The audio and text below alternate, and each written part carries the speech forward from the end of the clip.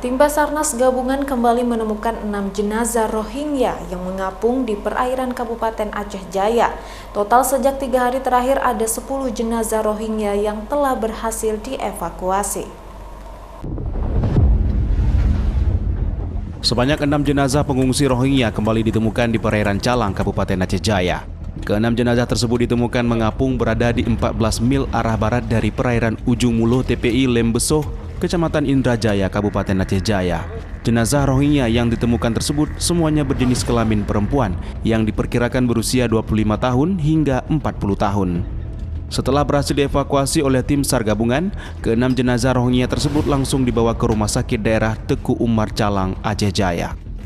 Pada pencarian hari ketiga, tim SAR telah menemukan dan mengevakuasi 10 jenazah di sejumlah titik di Laut Aceh Jaya dan Aceh Barat. Telah ditemukan oleh nelayan ada 6 jenazah yang berada di 14 nautical mile dari TPI Ujung Muluh. Jadi selama dari 3 hari ini kita selalu menerima informasi, mulai dari hari Sabtu kemarin kita langsung menerima informasi bahwa telah ditemukan 4 jenazah yang berada di perairan barat Aceh.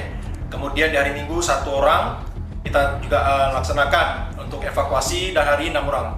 Jadi jumlah total dari seluruh korban yang telah kita evakuasi di perairan barat Aceh sampai dengan hari ini itu berjumlah 10 orang. Sebelumnya pada 20 Maret 2024 lalu, sebuah kapal yang mengangkut diperkirakan sebanyak 151 pengungsi Rohingya dilaporkan karam hingga terbalik di perairan Kabupaten Aceh Barat. Sebanyak 75 orang yang berhasil diselamatkan dan kini ditempatkan di penampungan sementara di bekas Gedung Palang Merah Indonesia PMI Aceh Barat.